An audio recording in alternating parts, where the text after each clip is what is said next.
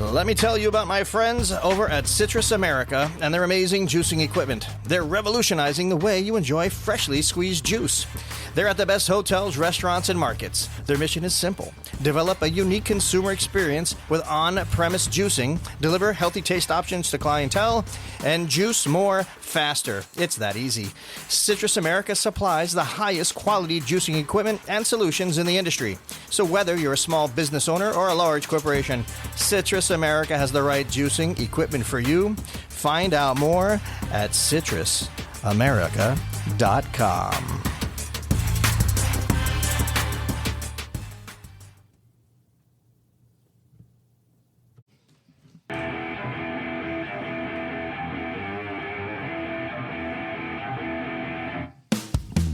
Hello, Food Fam. This is the Walk and Talk Podcast, your favorite podcast, and I'm your host, Carl Fiadini. Welcome to the show. We're podcasting on-site at Ibis Images Studios, where food photography comes alive, and I get to eat it. So you've heard the yummy food descriptions. You've seen the fabulous food photography. You've seen it all. Here's a reminder about what we do and your opportunity to experience what all the fuss is about. I'm referring to our Farmers Craveable Dinner event coming up on January 13th at Cahaba Club Farm. You need to get your tickets. Time is running out. Don't be late, man. Show up. Go to, yeah, that's right. I said it. Go to thewalkintalk.com and get a seat at the table. On the menu today, thank you Peninsula Food Service, by the way, for supplying all the proteins for today's production. It's tailgating season. Big games are front and center. The food choice, well, I hope this doesn't rub you the wrong way. We're talking hot chocolate rub. We're talking coffee rubs. We're talking fat Sammys, man. This is, you got to see what's going on over here. It's going to score, by the way, go me chicken, baby. Yeah, coming up. You know what I'm talking about, national championship. All right. Also, this week's guest is the pitmaster. Wow, it is Tillman Lee Nelson. Pitmaster and owner of Tillman's line of barbecue sauces. He'll be coming up soon. Jefferson. This is our first podcast of the year, by the way. Happy New Year, everybody. I am geeked up. I don't know if you can tell. You saw with that sandwich, man. Like I slammed it. I took a murderous bite out of that amazing thing. Why don't you pop the clutch and slam into pre-shift, baby? Make it happen. Yeah, I mean, this is my definitely wheelhouse. I love to sit there, and we were talking, in the green room, John, and where I was telling him that I love, and I don't know if Tillman will do this. We'll talk to him in a little bit.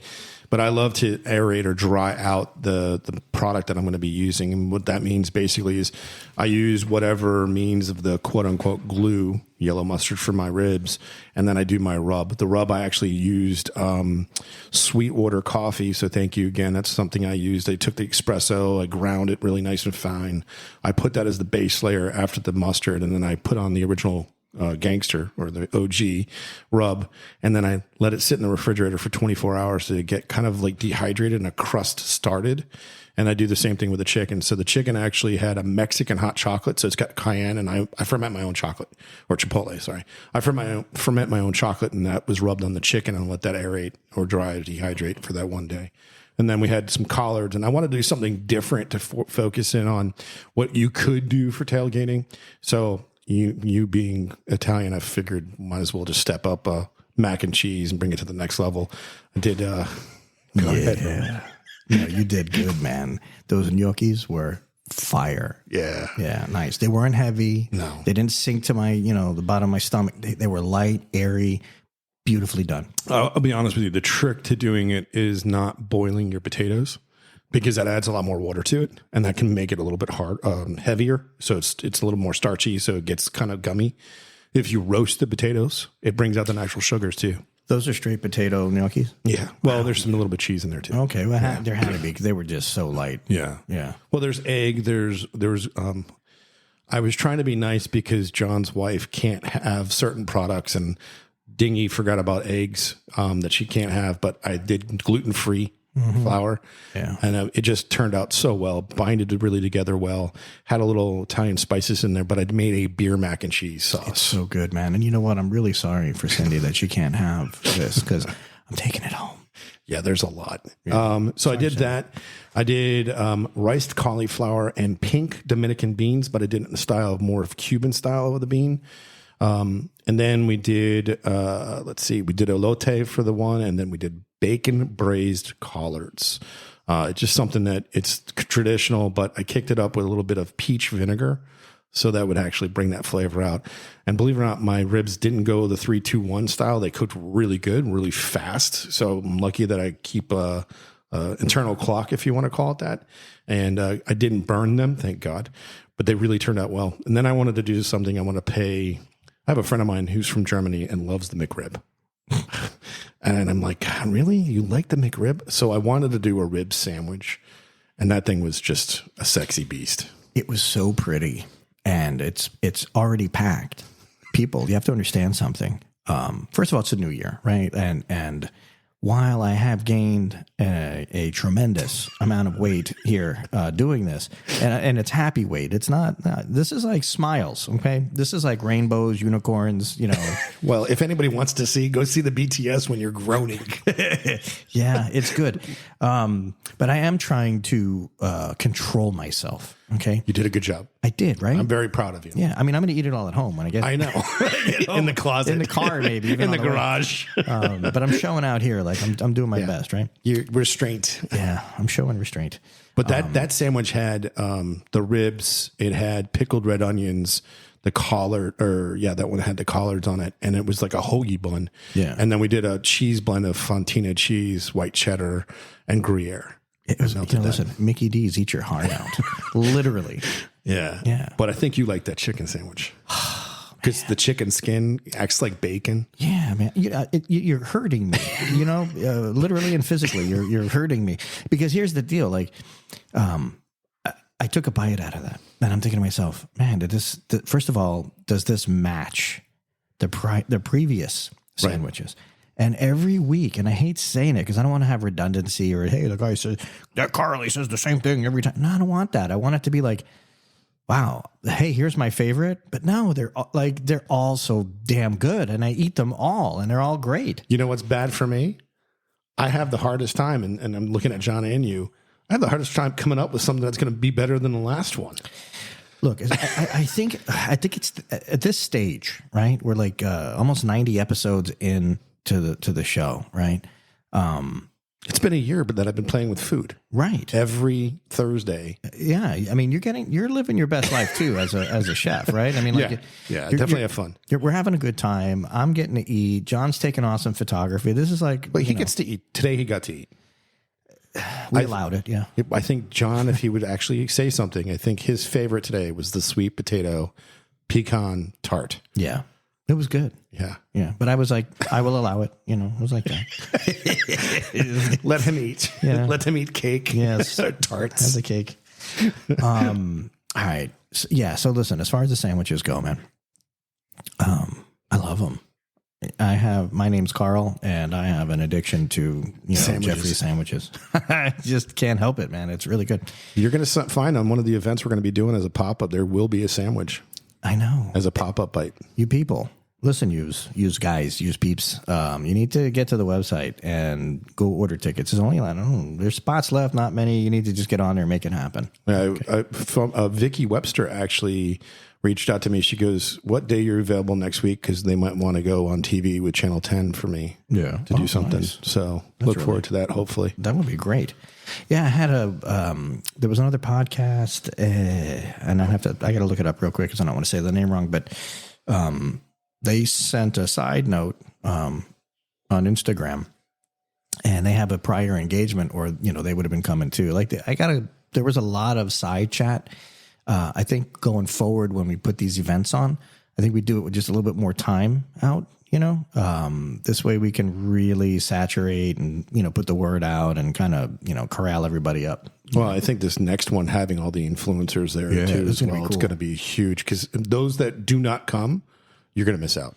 Oh man. Yeah. 100%. I mean, we're going to do our walk and talk recording we're going to have the tasting cam is going to be really good. I mean, every influencer, when I told them the idea, quote unquote, behind the tasting cam to it, they're like, seriously? And I'm like, yeah. They're like, oh my God. We call it tasty cam. Yeah, not tasting cam. Yeah. I think, it's pretty. I like that tasty cam. Yeah, tasty cam. Come on. Because things are just tasty. Speaking of tasty. Yes. All right. Now, I don't want to wait any longer because if there's nothing I like more, it's talking about barbecue. Okay. In every single aspect. Mr. Tillman, welcome to the program and thank you for being on the show. Thanks for having me, guys. Appreciate it. Absolutely. So you do a lot of really cool stuff. I've actually had your product, through John, and I love it. So there, I'm just saying, I'll put it out there. Appreciate it. Yeah. That's awesome. Yeah. I would love one of these days when you're doing one of your competitions. I would love to shake your hand, meet you, and, get you actually fresh. Cause that would be, I think, also fresh, if you know what I'm saying. That would be the most ideal way. If you can make it to a contest, that'd be great. Yes. So let's talk about that. So first of all, real quickly, if you can, maybe spend 30 seconds. You have a story to your sauce line. What is it? Yeah. So grandma had a recipe that was passed down in the 40s from, I guess it was her uncle. So it would be my great uncle. It actually originated in Hialeah, Florida, back then. And they had a package type store with, they lived in the backyard and there was a store up front. I guess you could do that there then. And then they would have barbecue events for all the customers on the weekends. And that sauce was just primarily what was made and used, which is my grandma's original red. And that's where it started. She made the sauce when we were growing up, and I just kind of started with that recipe and asked her one day if she minded if I started bottling it, and she loved the idea, and that's where it started. That is listen, any kind of story that has to do with lineage and, family history, we here at the show in general are all about that. It's awesome. Is that where your passion came from for, being in the pit, hitting the grill, the barbecue? Like where is that what it is? It was more or less just kind of funny. I was gas grill, replacing burners. And I'm like, you know what? My dad and my grandfather cooked on a Weber 22 kettle my whole life. They never had a gas grill. So I threw it out. I threw out the gas grill, got a Weber 22, and just started doing that. Next, I'm finding all these little gadgets you can add to it to do smoking. And it just took off from there and made some pretty terrible barbecue for about a year. If my wife was here, she would be chiming in on that. And, that was basically where it started. And then I had a couple of guys I worked in an automotive shop, and every Monday we'd be bringing in the leftover barbecue from the weekend, and mine always seemed to be superior. And so it just grew from that aspect, and it started my first competition and won, and that was it. I was hooked. How long ago was that, the competition? That was in 2013, believe it or not. 2013 was the first contest in Deerfield Beach, Florida, and we won first place in pork. And once you get a call like that, especially your first time out, we basically, it's like a fish in water. I mean, you're hooked, it's over. And now I have a motorhome, a cook trailer, and a sauce line, and that's what happens. Yeah, his trailer is ridiculous. I know, you told me about it. I want to see it. It's like it's every pit master, whoever's into barbecue. It's your dream come true. We need to get him over at the World Food Championship and competing up there. Absolutely, that's what we need to do. Yeah, we can make that happen. We can't be judging though. That would be biased. Whatever, we'll figure that out. But we can get him in there. We gotta get him in. Yeah, I met him at Pig Fest is the one I went to? Yeah, Pig Fest. Yes, it was Pig Fest, which is coming up again soon. Yeah, and then you're going to be there too. I think it's going to be this. What you were talking 26th, 27th weekend of January. Yeah, I'm definitely going to be there. I won't be able to go, unfortunately. If it's the 27th, I actually have a cooking class based on, believe it or not, Asian barbecue. I love that. There's nothing not to believe. Love the profile. So how many competitions are you doing a year? So last year we took on a pretty big list, should I say. And I think we ended up around 15 contests, which some guys would be like, oh, that's nothing. I'll do 25. But for me, with 2 kids in school, full-time job, and especially we traveled to Kansas City during one of those events, and it was just a lot. But this year, it's probably panning out to be around the same, about 15, 16 contests, depending on how well we do throughout the year, because we might get invited back to some bigger events that are out of state. And if that happens, that might change the schedule around a little bit. How are you preparing for this? Like, especially the ones where you have to travel. He's trying to make sure if you need a taster, he'll be the person. Because I'll be there. I jump right into Jeep. I'm there, buddy. You know what I mean? Like, there's no. I'll definitely let you know when the local events are going to be for you, and hopefully you can make it out. Because he doesn't care about local. He'll go anywhere for food. Yeah, man. I travel. I travel for the barbecue. Trust me, I watched him in Dallas. He'll go wherever there's food. That's awesome. Part of a large part of the weight gain from this year legitimately came from Dallas. What can I tell you? All right. So how are you prepping for this stuff, man? What do you do? It's funny. So it's an ordeal, believe it or not. It's crazy because it's like, just go get some ribs, chicken, pork, brisket. Yeah. And as anybody in the culinary industry knows, to find top quality week in and week out is not always easy. And so basically, luckily with the beef, I have a connection butcher shop. It's called The Butcher Shop in Pensacola. They have a Australian A9 plus Wagyu brisket that they import, and that's about as top tier as you can get when it comes to the beef that we're cooking. But they have them on pretty much on hand most of the time, so I can get those ordered in to me.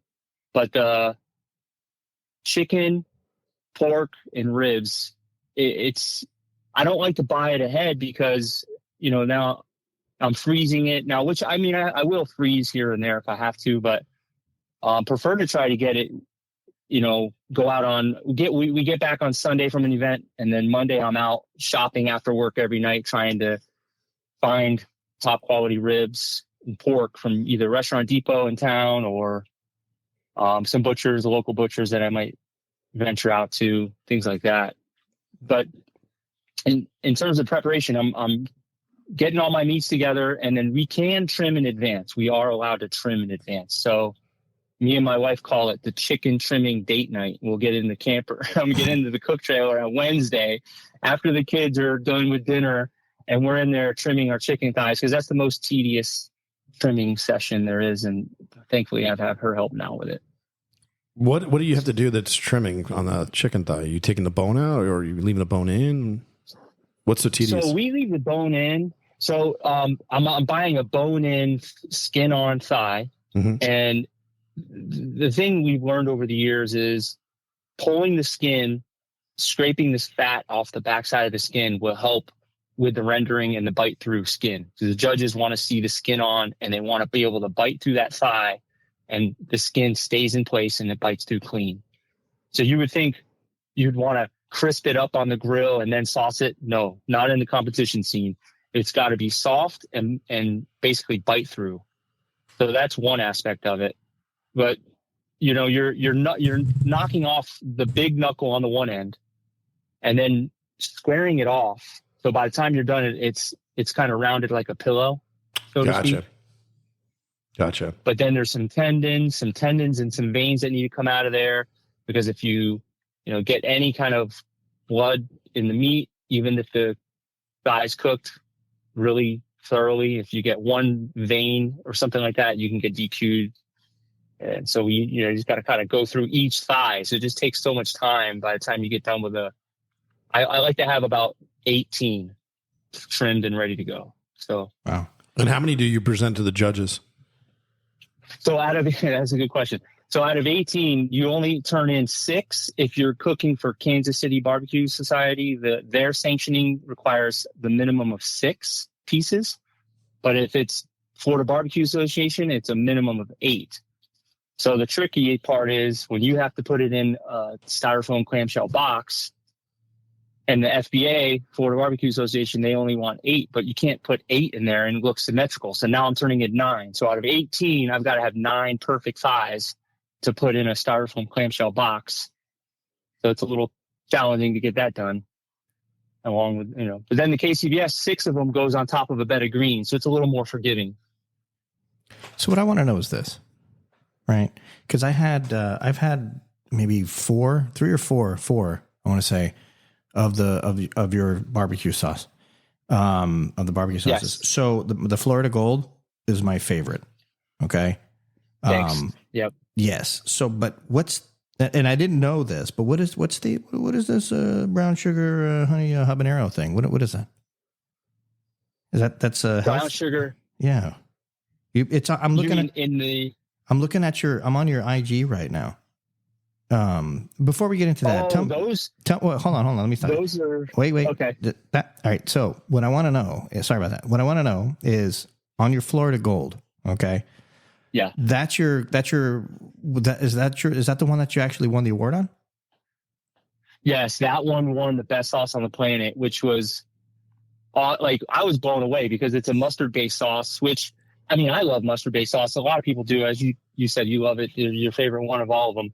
But, it's going in against all different categories: tomato base, sweet tomato base, mild tomato base, spicy.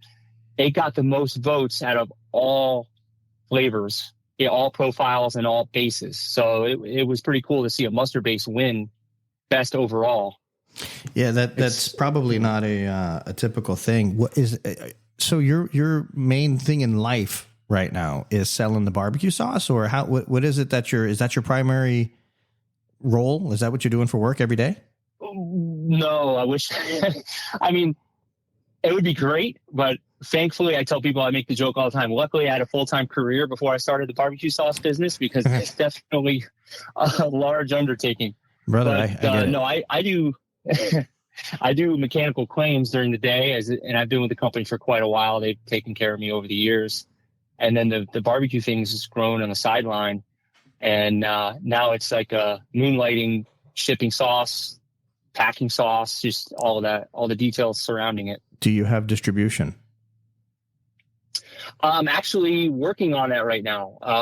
Right now I'm really just distributing myself. So I don't have it set up for, I have many small mom and pop grill shops. I have some Ace Hardwares, but I don't have any corporate companies right now. Part of the reason is probably because distribution. I need to be ready for that large move. And that's my 2024. That's the goal. So we're going to go that route for sure. Okay. Yeah. I mean, we should probably talk a little bit. Maybe there's some opportunities. I can maybe connect you with some people where we can help you get that going. You have a co-packer that does the sauce though, correct? Yep. I have a co-packer, and he actually is going to start with distribution for me this year. But, in terms of I know there's multiple facets for that. So I might need to branch off into some larger opportunities with that. So we definitely can talk. But yeah, my co-packer is Jim Elser, Sweet Smoke Q in Lakeland, Florida. Yeah, I make the joke now where I don't even make the sauce on my own anymore because he makes it better than me in a large batch. I can't even make it on the stove as good as he's making it. So I just I had let him take over the reins, and obviously legality wise, that's what I had to do anyways, to FDA approval and everything. But we're also going to come out with some rubs. We got 2 rubs coming out this year, a beef and a pork and chicken that I use in competition now that I just haven't released until upcoming this year. So I can't wait to get that going. When's your next one? You said is up here? Yeah, I'm here now at in St. Augustine, and starting Friday morning, we're heading over just down the street to the Jimmy Jam Barbecue Slam, which is a KCBS sanctioned contest. And that was last year. They were Michael Simon was out here, and we did Barbecue USA, and they filmed us that for that episode out here in St. Augustine. So it's awesome. It's a great event. When are you going to be here in the Lakeland area? January 26th, We'll 27th. the 26th? Yeah, the 26th. Let me see. I'm looking at my calendar to make sure. Yeah, the 27th is a Saturday. That's the Saturday we'll be there. But then we'll be pretty close every week after that, because February 3rd, there's one, I think it's in Winter Haven. It's not that close. It's a little closer. No, it's not far from us. Yeah. The 10th, I'm trying to think. February 10th is Davenport, I think. So, I mean, there's a bunch in Central Florida in the next few weeks. So I'll have to let you guys know the schedule. See when you can come out. Yeah. I'm pretty sure I can commit to that too. Mate, let's make it happen. I want to get out there. Awesome. Yeah, absolutely. Great.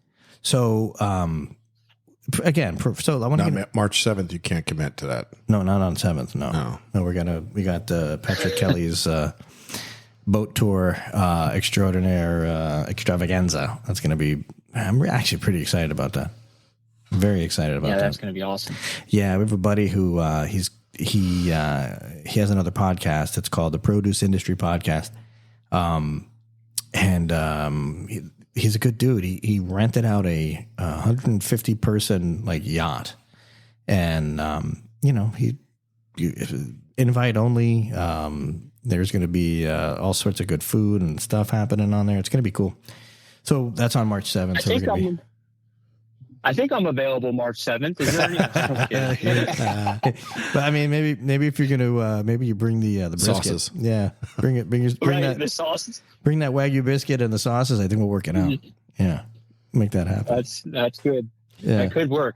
Well, actually, let's talk about that after off air. Now you got my gears turning. You got my sales and marketing gears wound up here. Yeah, we'll talk about that actually.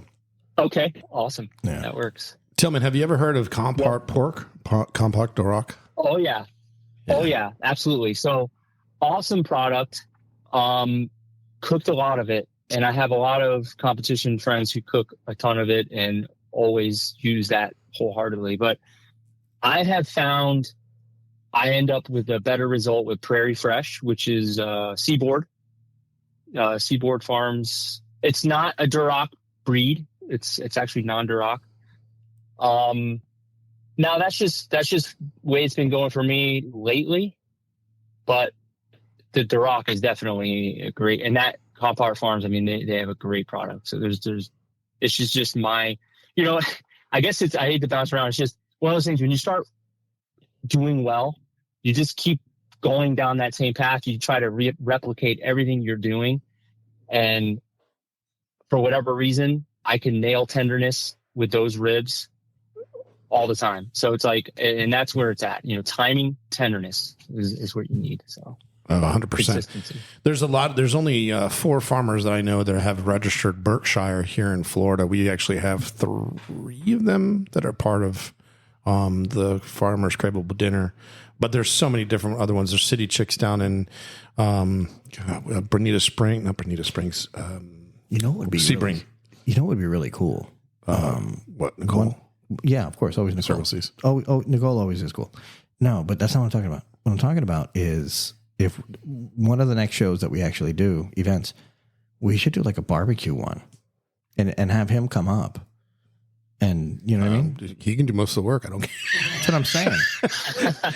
He's got all the duds for it. The only thing I would love to do is the one with the cross where you put the whole animal on the spit. It's the cooking style. I forget the exact name. It's Argentinian, though. Yeah, I want to say it's carne asada, but it's not. I can't even remember what it is. There's a term for it, and I have not been able to do it yet, but it looks awesome. I'd love to try it. You take the fire and you're looking for the infrared or radiant heat, and then you just basically throw salt water on it with like a herb. Francis Millman, we talked about it the last time we were talking cool. to somebody. And you just kind of like spray it as it's cooking, and it keeps the moisture. It's almost similar to when the Bedouins would take a doner or gyro and they would kind of build that up. But it's the radiant heat from the fire that is actually cooking the product. It's amazing the tenderness that you get from it, and the complexity from it. As full as I am at the moment, I'm pretty sure that I can jump right back in. I might heat up one of those sandwiches now. You get on the way home. It's a barbecue. It's barbecue. What can I tell you? Yeah, I think we should do a thing, man. If we can, that would be kind of cool. Let's not do it in July or August. No, it's the worst time of the year to do barbecue. Yeah, no. Who said July and August? I'm just making sure you understand that. What do I look like? Oh, a Neanderthal? No. John, you want to answer that? Stay silent, all right, John? You just stay silent over there. God, yeah. No, let's put some stuff together because I think it would be kind of cool to do that. And one of the sponsors, vendor partners to the Walk and Talk Media, is Peninsula Food Service, which is largest Creekstone farm distributor in the Southeast. So we can, bring in some nice big badass, Creekstone brisket. Get to bring in some prime, Oh yeah, and have some fun with it. Yeah, I got two. They have a great product. I got two A9 briskets that are burning a hole in my refrigerator right now. Yeah, that too. I mean, you should have brought those over too. Listen, I don't know. I mean, you know what? Maybe you just come over to the house. Let's just move in. Can you move in? We got another room. Yeah. So Tillman, I have a buddy of mine that works for Pilot Meats, and he was like, "Hey, I got a deal for you." And he got me two A9 briskets, 30 something pounds. It was just unbelievable. I'll tell you how much it was off air. Yeah. I understand. I have a strip loin that he just left in my freezer, and then I have Wagyu burgers and Wagyu hot dogs as well. I'm really interested in you're loaded. Yeah. Yeah. I'm really interested in those dogs. They're fantastic. Yeah. I've eaten a lot of hot dogs, because I like hot dogs and Me stuff. too. Especially the non-nitrate ones. Yeah. Nice. You don't say much, but when you do, you really stick it right in my side. When you're doing the competitions, getting back on that subject, isn't there a certain way you were talking about chicken? Isn't there a certain way that the pork has to be presented? There's a certain way that the brisket and the ribs have to be. Can you go over that stuff too? Yeah. Sorry, I know we got sidetracked there. We always do. It's okay. It's ADHD and OCD. Right? So what you want to do, ribs, it's pretty cut and dry. Although I guess not necessarily, because you don't really want to turn in baby backs in Florida barbecue or in Kansas City barbecue. Most of the time it's a spare rib, but it's a St. Louis cut spare. So there's really not too many variations you can do in terms of what to turn in. You literally just want to put in your best ribs in the box, which is also a skill to try and determine that, because you can't bite it and then turn it in. So that's the best part about the ribs and the chicken. You're kind of at the mercy of choosing correctly and poking, prodding, and visual, the whole nine. You need but me. When it comes to pork, you need me. You have to, in order to really hone this in and take it to the next level. You need my tasting and judging abilities. I'll take you up on it. Any guidance, I'm always open. Oh, but the pork, it's typically shoulder or butt as what we would cook. And what you want to showcase is the different muscles in the pork shoulder that you can pull out and demonstrate. So they call it the money muscle. Everybody's probably familiar with that term, the money muscle. It's that beautiful part in the front of the Boston butt that has those fat lines going through it. And if you can medallion those up nicely, and then there's tubes, which are down inside the Boston butt area. Then there's the bacon, which is under the fat cap on the bottom. If you can pull that out, the key is really to be able to cook it all perfectly. And it's hard not to have one turn to mush when the other one's perfect, and so on. So, and then demonstrate all of it in the presentation box properly. Yeah, there's not just you slap it down and then they go ahead and eat it. There's an actual step-by-step thing that we got to do. This is more science than it is cooking. Hands down. This is almost like the pastry. Science. Yeah. Baking and pastry. It is. Barbecue. It's insane. It's insane how much it's become a science project. I make that joke all the time. I'm like, this is a science project now because I'm outside. How's the weather? Which way is the wind blowing? Is it raining? Is it, what's the humidity?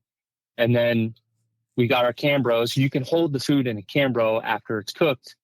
But, okay, you're going to hold it vented. You're going to hold it, you're going to, what we call burp the Cambro, release some of the pressure. There's so many different things after you're done. Okay, it hit temperature by probe and it looks great, feels great. Put it in the Cambro. It's not time to turn in. It's not time to carve yet. We need it to rest. But if you leave it in the Cambro and you got too many other things in the Cambro, now it's cooking again. So there's definitely a whole science to the whole thing. That's for sure. So what's funny, you just said that we were in Dallas and we ran into the different kitchens, and then one of the suppliers was Metro, and they're known for shelving and storage.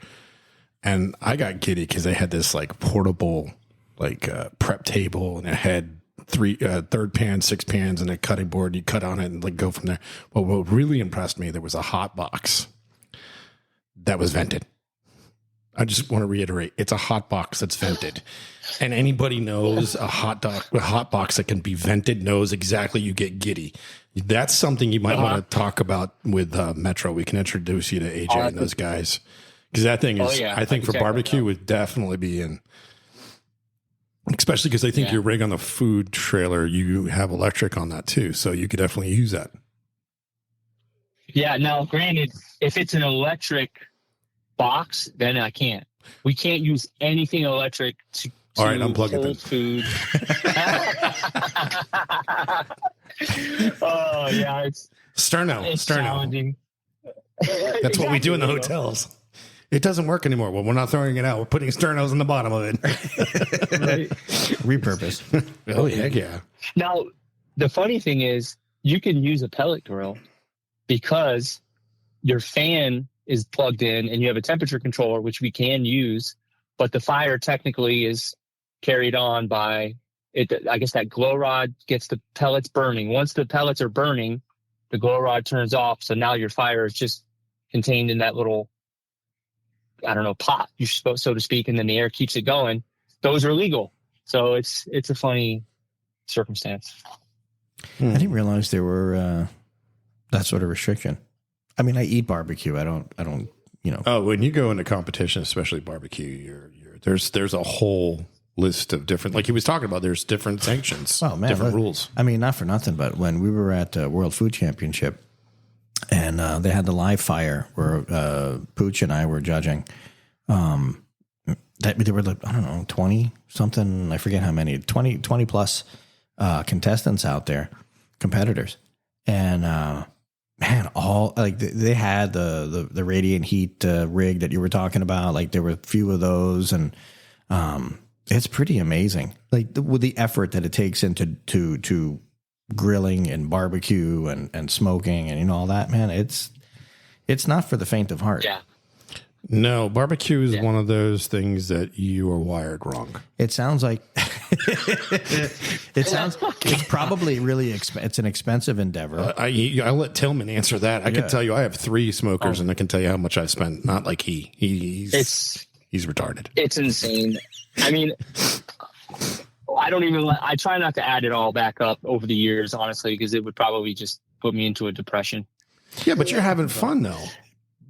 But right, it is. It's fun. Yeah. See, when I'm down in the dumps, I eat my way out of it. Like you are. He's cooking his way out of it. You're self-propelling, man. Like hey, I'm down in the dumps. But I'm making barbecue. I'm happy. It's like this circle of life, man. Right in front of you. You're living it. That is very true. And now the thing is, when I have to stop at a fuel station with the RV and the trailer and fill up, and it's okay. We're just going to a contest. It's going to be great, and then I'm good. Yeah, his trailer is like not like kidding. It can be its own restaurant in itself. Really? Yeah. I mean, you've got a duck oven, if I'm not mistaken, correct? Or something similar to a duck oven. Well, no, it's more like. Well, I mean, I don't have any cooking devices inside. No, that's on the outside. Means to put a hood. Yeah. Oh, I have that. Yeah, I actually got rid of that one. It was an upright. I got rid of that, and I had plans for another one. But yeah, that was an upright gravity feed style smoker with it holds charcoal, and a fan will keep it running until it runs out of charcoal. Basically, I'm looking at it right now, Tillman. I'm on your Instagram. And that is badass. Yeah, he did not spare any expense on that one. He really wanted to go in. How are you? Yes. How do I say that? you said that you're getting support from the missus, right? Is that does she like barbecue? Does she like to eat the barbecue? I think this will answer the whole thing. Does she eat barbecue? This is a tricky question. She likes barbecue, but not if I say right now, hey, there's a barbecue restaurant in town, can we go check it out? She's basically, I get the look, like, really? We're going to have barbecue? So she'll eat it, but we'll get done with the contest, and then, okay, I don't want to eat anything else. I don't want to eat barbecue again. I don't want to eat it until the next contest because I keep passing her. She's my taster. So I'll be like, okay, this is good. What do you think? Give her a bite. And, so yes, she likes it, but then I've kind of worn that out over the years, I guess. So good news for you, Tillman. I think Carl will step in to be your wife's I'll be your work wife, He'll man, be the official taster. Yes. I'm down for that. Work I'm wife, not sure. yes. Yeah, I mean that in the most masculine way. So listen, I'm looking. I love it. Yeah, no, but the he's going to hang up the phone and honey, I got somebody that's going to be a taster. I'm looking at the smoker. Look at that thing. It's like chromed out with the Tillman logo and everything. He's done a really great job. In fact, his bus is really cool too. I'm looking at that. So you tow the rig behind the bus, right? Right. So the story behind that is, I used to tents, tables, smoker, we slept in a tent before the kids, thankfully. And that got old real quick. And then we got a trailer where I started loading the smoker into the back. And it's not a trailer, like a toy hauler. And then loading the coolers and the tables and the chairs. And then next weekend we're going camping. And my wife's like, why does it smell like barbecue in here? Well, we just cooked the contest out of the camper. So finally, after seeing how exhausted I was, and she was tired of the barbecue leftovers, she's like, we need to just get a barbecue trailer and a motorhome. I'm like, sign me up. Yeah, I'm in. He won that battle. Dude, you're living the life I want. Yeah. I'm not even kidding. I'm looking at this, like, this is, I mean, the bus is like, this is really cool. Oh, yeah. Yeah. Thanks. I feel like we've kind of graduated. I tell people, because I get a lot of the guys who are just starting, and they're like, man, you're this, how do I get to that? I'm like, listen, I schlepped tables, chairs, coolers, and ice, and everything you can imagine for years. I feel like I've graduated to it. 10 years in, and this is where we're at. But you just got to keep on grinding. That's just the thing. And your smoker shopping for deals. But Tillman, your smoker is like a hopped up, golf carts. Like it's cooler looking than a golf cart. Like it's got the mag wheels on it. Look at this thing. I mean, I know you guys have seen it. I have not. Yeah. This is my first time seeing it. Look at that. That's badass. So that's an offset, right? That's the offset. Yep, it's a Texas style offset, and it's built in Indiana. There's a guy out there named Jay, has outlaw smokers, barbecue smokers in Indiana. They're awesome. We met them, outlaw smokers. They were in Dallas. Did we? Yeah, they were the ones when you came out. Yeah. Maybe we got to give them a call. The ones when you came out of the auditorium and you went down, they were right there on the right hand side. They had the Santa Maria grill and all that. They had all that stuff in the tastings. I was just say, he probably had a booth there. I wouldn't doubt it. Yeah, there was a couple of guys there. We had one other dude that was doing grills, but there was a guy that does smokers, and one of them was the one you mentioned. Because I remember that name, Outlaw Smokers. I remember seeing that. Yeah, we should probably reach out. But that thing is, it's the most efficient offset I've ever cooked on. And, I don't have to blow through wood. I keep it rolling with small sticks, nice small fire, nice clean smoke, and it'll run hot, or I could keep it down to 275. But if I want to go 450, it'll even cruise at that temp if I wanted to. It's pretty cool. It looks like it actually goes off-roading. That's what it looks like. I know. Listen, so audience, wait a second. Audience, if you're listening, whoever is listening, apparently there's a lot. Go to Tillman, TILLMANS BBQ on the Instagram. Go check out what this guy's doing. Awesome. Yeah, man. Thanks. Yeah, of course. Check it out. Man, I really. If they, I don't know, man. I feel like a fanboy right now. Sorry, I'm usually not like this. The bus is so cool. That's awesome. Yeah, everything about when you're talking about barbecue, there's a lot involved in it, and there's. Oh, I know. I saw it. Wait, did he paint it? It wasn't that color. Was that color? Yeah. I thought it was more. Are you going to get that wrapped? Or I mean, it's cool. It's beautiful. I mean, you don't have to touch it. We know a graphic designer if he needs it wrapped. You know a guy. What the bus? The back of the trailer? The bus. Oh, the bus. Well, that was off limits because when I came home with a teal motorhome, everything I own now is teal. My wife has gone teal crazy, so we have everything teal. So now there is no wrapping the bus. I can wrap the trailer, but the bus is off limits. Wow. Okay. Hey, listen. What can you wrap it in teal? You know what? That's an idea. You know what you need to do here. Look, I'm glad we had this talk here. This is what you got to do. Okay. Oh, here it comes. I'm gonna say no. I'm gonna make this. So what you do is you come out with a barbecue sauce. Okay, that has something to do with like I don't know, something that you can use a teal logo, and you make that your number one sauce, right? That's the one you're gonna go out from now on and just kick everybody's ass with, right? Like you're gonna just demolish everybody with this particular teal, logo barbecue sauce, and then that is when you take that bus and you turn it into the Tillman bus. With the barbecue, with the colors, man. Like, this is all you need to do. John, let's do it. Can we work on this now? Teal Incorporated. Yeah. Love it. Yeah. Sorry. Great idea. And you can be called Tealman. Tealman. Tealman. Tealman. The funny thing is, over the past few years, the nickname of the bus is the Teal Turd, believe it or not. Oh, wow. She's been good to us, but the guys in the competition will go, "Oh, there's Tillman with the teal turd," and it's kind of stuck. So I don't know if I liked. I mean, I know you're tarnishing my vision of this whole thing, man. I will tell you the brotherhood when you'd go out to when we went out and when I first met Tillman. Yeah, there was a family that was from Seattle, right? The Northwest. Oh, They were from Colorado. Yeah, they had traveled all the way from Colorado. Yeah, great people. Yeah, and that's the thing. I mean, it was like Tillman was, when I walked up and John was introducing me, Tillman was like, "Oh, you got to try this." And the guy was trying to, "Hey, you need to try this." And it was like back and forth. Even though they're competing, you still have that camaraderie. Did you see? Yeah, we competed against each other. Yeah, it was awesome.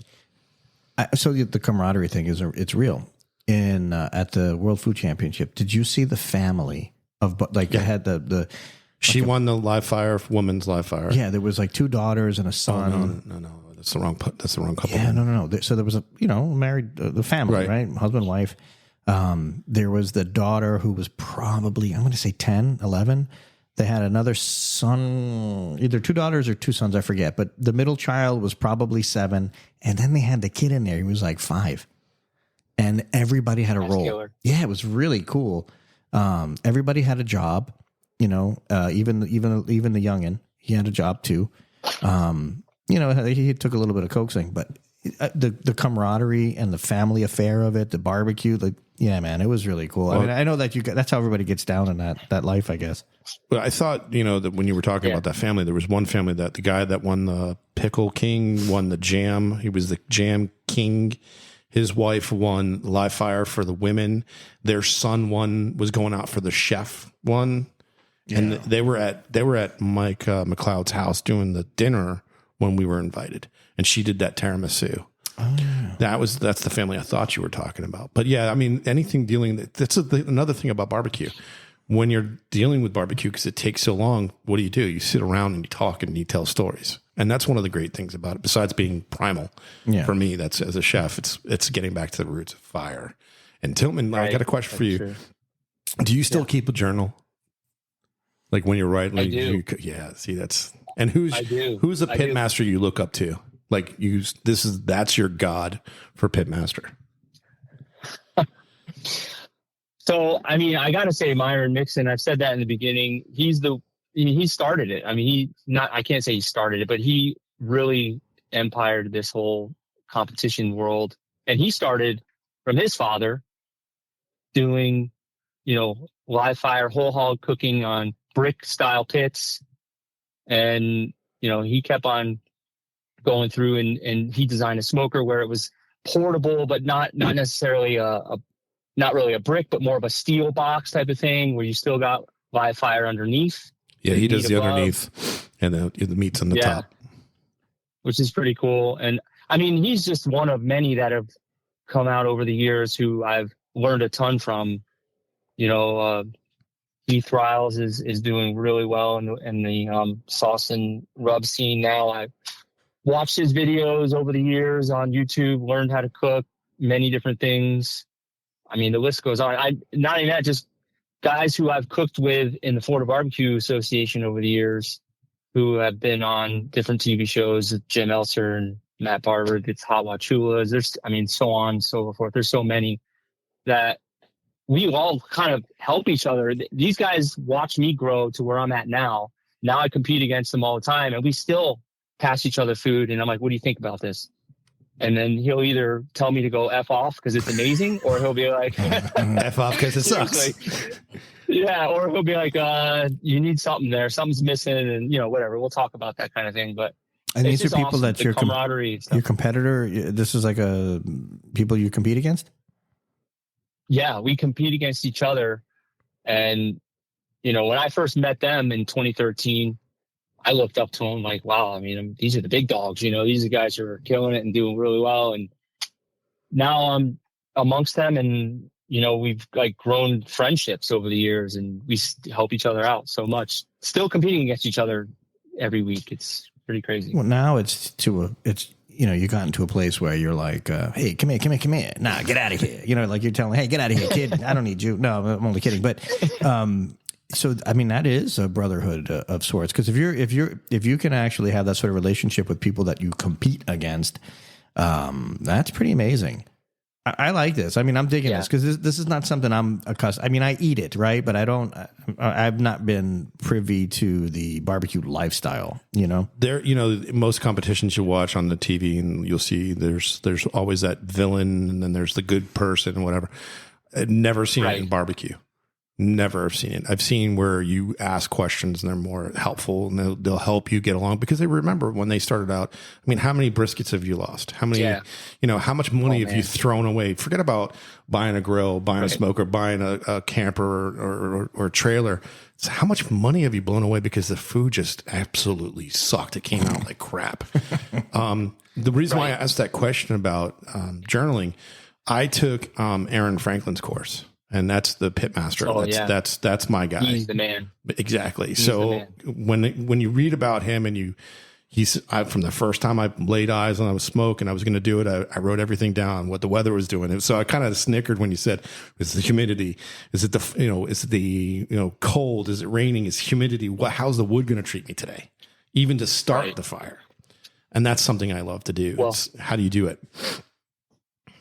I flew out to take Travis Clark's class, which that guy, when it comes to contests, forget it. If he's there, it's a problem. So I flew out to Oklahoma, took his class, and I couldn't imagine the amount of information I picked up, and still have that documentation that I refer to all the time when I'm cooking, because he cooks on an offset style, just like mine. It's called a Jambo. And another guy who really look up to, and now he's got a restaurant and he's got a line of seasonings and rubs and such. So it's awesome. There's a guy at the American Culinary Federation. He's a certified master chef, and guess what he teaches? Barbecue. Rich Rosendale.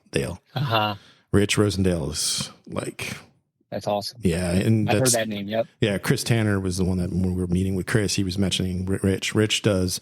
In fact, Rich did a class with a buddy of mine that my buddy got done, Joseph Waters.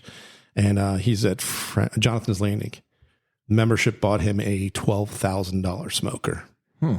Yeah. So, this thing is gargantuan. This is exactly the crew of people that I want to be rubbing elbows with. You know what I'm saying? Like, this is, you get what I'm saying. Yeah. Right? This is what we need in our life. I'll give you another thing. So I need it in my life. I don't. 4 years ago now, the American Culinary Federation was going to do a national culinary convention in Austin, Texas. And they looked at me and they go, "Oh, wow. Would you like to present?" I'm like, heck yeah. Like, what do you want to present? Yeah. I go, plant-based barbecue. What better place to introduce plant-based barbecue than Austin, Texas? Right. Obviously, 2020, COVID hit. This year, February 11th, I fly out to Cater Source in Austin, Texas, and I'm presenting to 8,000 chefs plant-based barbecue. That's pretty cool. It is very cool. Yeah. It's Austin, Texas, and I'm not doing meat, which is kind of like, what are you doing? But I'm going to put it out there. I need some guidance there. Yeah, I want to. There's a whole bunch, man. Jackfruit. Yeah, but there's so many other things that are coming out now that you can utilize that are giving that meat texture. And I'll mention a couple: shiitake and matakis, mushrooms. They're kicking it up to another level of what we can play with. Beets, smoking beets and doing like a beet tartare is, I've kind of not mastered it, but I've gotten it down to where vegans yell at me because it tastes like meat. And then you've arrived. Yeah. Oh, that's awesome. Yeah. I love it. Yeah. I want to try it. Listen, you can definitely try that. When we do our barbecue thing, I'll do plant-based, you do the meat proteins. I'm totally down. Is this I'd a love challenge? to learn a new thing. It's not a challenge. Is this a competition? No, there's no competition. Because he'll my barbecue sauce against his. I'll definitely do that. Oh yeah, we should do a cool thing like that. Oh, yeah. Okay. So here's the story. Last year we were in Anthem, and it's a restaurant equipment thing. And Citrus America, which is really good partners of ours, they have a juicer, and this thing, they had Noble Citrus Crunch. Right, it was the tangerine. Mm-hmm. Oh my God, it was literally like a cup of Florida in the glass every time you tasted this orange juice. And I looked over at Carl and John. I went, you know what this would be really good at? And they're like, what? I'm like, an old fashioned like drink. And then I went, you would really be good as an old fashioned barbecue, as in like make the drink and throw it in a barbecue sauce. Your buddy Jim designed that for me, and he nailed it on the first try. So I'm going to get with somebody to do my labels, and hopefully I'll be coming out with my Mima's sassy sauce. That's awesome. That is awesome. That's awesome. Yeah. Now I'm glad you were able to make that happen. Oh, and then I have an ají verde, which is the green Peruvian sauce that someone doesn't like mayonnaise to my right, but the one across from me, which is Carl, loves that sauce. No, I love everything. I don't have hang-ups like that. So look, I mean, no. But listen, let's do this. Let's do the Mima sauce against, I don't know, like what? Would you do the Floridian? What would you do? No, it's too different. The one I have is more Kansas City based. So it'd be, I mean, I would do it and I'd put it up against the Florida, but it'd be so different. Yeah, but is that what you would tell me? What would you throw in there? What would you do? I mean, that's a tough one because, like you said, it's going to be such a variation. But then again, you said it was more like a Kansas City style. Yeah, definitely Kansas City. It's got the molasses and ketchup and all that, the tomato. I'd put my competition brew against it. That's for sure. That one is a Kansas City style sauce. It's good. John's shaking his head. Yeah, no, I've had it too. Yeah, it's good. He's winking. He's doing all sorts of weird stuff. I don't know what he's doing up there. He agrees. But when you say I'm going to do a competition, now I want to tweak it and I want to make it. I want to modify it on the fly. That's what this is the power of the podcast right here. Yeah, this is what we want. Right? Man. Yeah, that's what I want. Let's. You know what? We do something cool, like grill for pink slips or something. Like, hey, I get your smoker, you get my take. I'm kidding. No, sort of. I'm used to my smoker. Yeah. It takes. How long has it taken you to when you got the new smoker? How long did it take you to get acclimated to it? That's a good question. And that's also where I kind of, and I don't want to boast or anything, but I just felt like I've come to that point where I feel like I graduated. I looked at the wife and I said, I think I could cook on anything at this point and pull it off, because our first contest out of the gate with the Outlaw, first place brisket. And we had wind and rain and all sorts of craziness going on. And, basically it's like once you learn the fire control, and you just get it pretty quickly. You just need to figure out where you're choking off what and how to choke it off and not to over smoke by adding too much wood or, oh, it's getting cool, we need to add more wood. No, don't do that. So there's just a lot of things that I've learned over the years. It didn't take me long on the Outlaw. I will say that it is easy. It is a pretty easy cooker to get used to. That's for sure. So I feel like we got to call these guys. Just saying, Outlaw. Yeah. Oh yeah. Absolutely. I could use a new smoker. Let me know. You know what I'm saying? Yeah, I could use a new smoker. Right. We got to call them. Just don't tell the wife. No, it's between us, man. It's between us. And my wife doesn't listen to this thing, so it's okay. And the other, 1.6 million downloads that we got this year. You know what I'm saying? John's wife listens. Right? Yeah, true story. Uh-oh. Yeah. Well, there goes that. She'll text Erica. Yeah, what did I start here? It's not my fault. Yeah, it's all good. I didn't do it. All right. Boy, I tell you what. All right, so Wait, real quick before we start that, I just want to give a huge shout out to Morimoto's down in Disney Springs. okay. Michelle, Lenny, Jose, you guys did a great job. They did their homework. I put the reservation underneath a name, and they followed through, and it was just unbelievable. So hats off to them. Great service. Do you have like now secretary or something like that? Do you have somebody doing all your assistant or whatever? No. Can you afford one though? No, please. Right, so, all right, Mr. Tillman, thank you for being on the program. How do people find you? I did the IG. What else you got? So yeah, it's basically at Tillman's BBQ for all social media. They can find me Facebook, Instagram. I guess it's X now. I'm not really on there much anymore, but now I'm drawing a blank. TikTok, got that. I try to do videos, and I have a YouTube channel, which in 24 I'm hoping to blow up. But TillmansBBQ.com as well is my website. And I appreciate the opportunity to be on the show with you guys. Yeah, no, it's awesome. We appreciate you. John, you're awesome as usual. Jeff, you suck. No, I'm kidding. You're awesome, baby. We